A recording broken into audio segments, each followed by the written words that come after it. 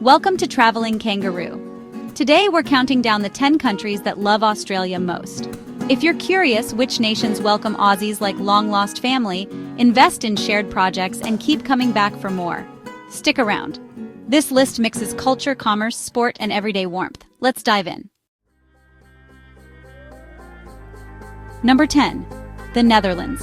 Quiet, practical, and deeply collaborative, the Dutch-Australian relationship often shows up in the places you'd least expect: ports, coastal defenses, and university labs.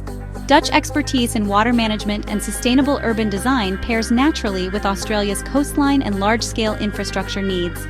That means joint research seasons, startups born from pilot projects, and design ideas traveling both ways. Dutch visitors also tend to stay longer and favor nature-focused itineraries, which helps regional tourism beyond capital cities. When you see a new waterfront project that's bike-friendly and resilient to sea level rise, there's a fair chance Dutch thinking had a hand in it. Number 9. Germany. Think precision, engineering partnerships, and cultural depth. Germany and Australia collaborate on renewables, industrial automation, and materials research. German tourists often travel slowly, spending more time in national parks, vineyards, and coastal towns, a big win for local operators in quieter seasons. Universities exchange doctoral students and researchers, while trade fairs and joint ventures seed long-term industrial cooperation. On a street level, you'll find community festivals and itineraries tailored to German tastes. Together, this creates a steady, pragmatic friendship rooted in respect and shared problem-solving. Number 8. Italy. Italy and Australia share a warm familial connection shaped by migration, food, and creativity. Italian migration after World War II left an outsized cultural footprint. Family-run cafes and bakeries anchor neighborhoods, and Italian culinary techniques have fused with native Australian produce. Italian tourists love long, multi-destination trips, city culture to vineyard to coast, which sustains regional economies and experiential tours. Creative exchanges flourish too. Film festivals, architecture residencies, and design collaborations keep the cultural dialogue alive. The result is a relationship that's heartfelt, social, and delicious. Number 7. Ireland. For many Australians, Ireland is, part memory, part identity. Millions of Australians trace their ancestry back to Ireland, and that really shows up in local life. Music sessions, community choirs, genealogy groups, and those big St. Patrick's Day celebrations that draw in councils and crowds. Diaspora organizations keep ties alive through scholarships, cultural projects, and festivals. Writers, theater groups, and musicians tour both ways, making sure that sentimental bonds are paired with professional cultural exchange. The Ireland-Australia connection is emotional and civic, nostalgia turned into living community. Number 6. The United Kingdom. This is honestly one of Australia's oldest, most multifaceted relationships. Family trees link towns to suburbs, and migration patterns keep airline routes busy all year round. The UK exports theatre, television, and music that Aussies just know by heart, while sporting rituals like cricket bring families and communities together across generations. Professional mobility across law, academia, and the creative industries sustains networks and startups. Even in daily life, accents mix, theatre seasons travel, and shared cultural references keep conversations intimate, despite the ocean between them. Number 5. Japan.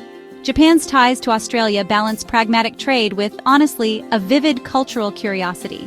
Japanese tourists are known for thoughtful, long itineraries, reef dives, national parks, and coastal drives that favor regional operators and conservation-linked businesses.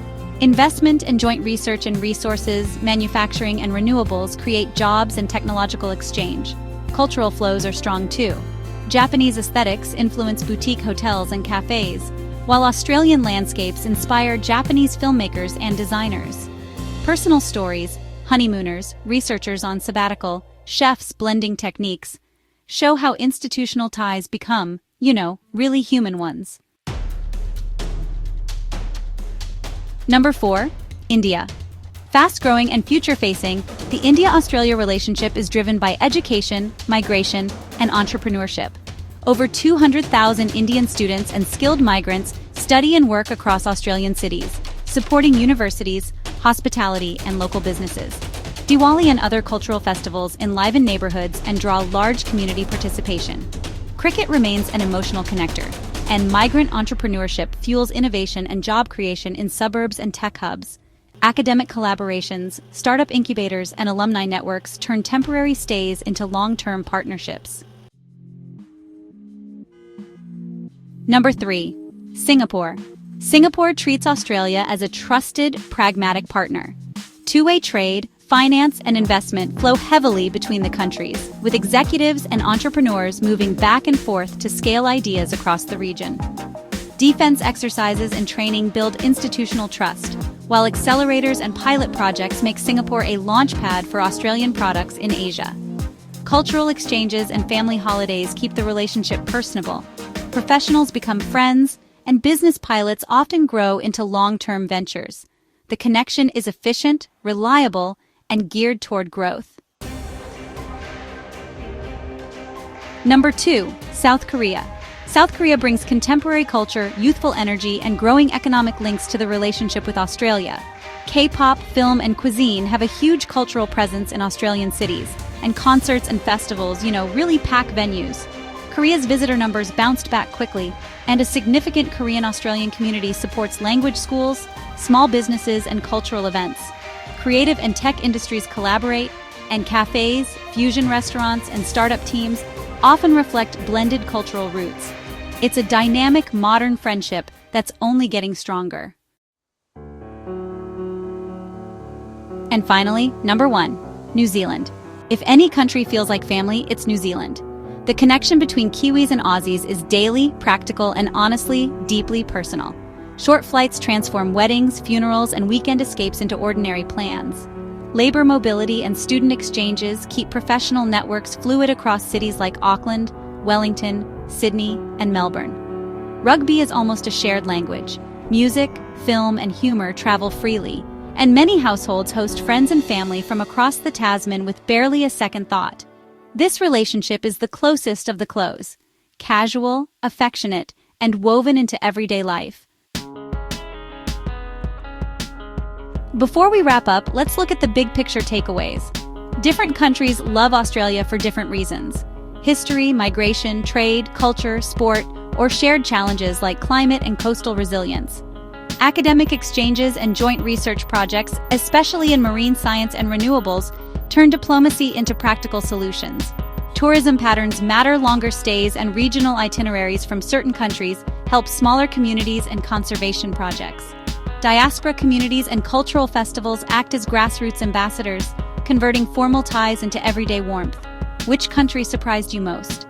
Did one of these relationships stand out as more personal, more strategic, or more unexpected? Drop your thoughts in the comments. I love reading them. Thanks for watching. If you enjoyed this countdown and want more stories that explore people, places, and the ties that bind countries together, subscribe to Traveling Kangaroo, follow us on social media, and visit travelingkangaroo.com for more content. See you next time on Traveling Kangaroo.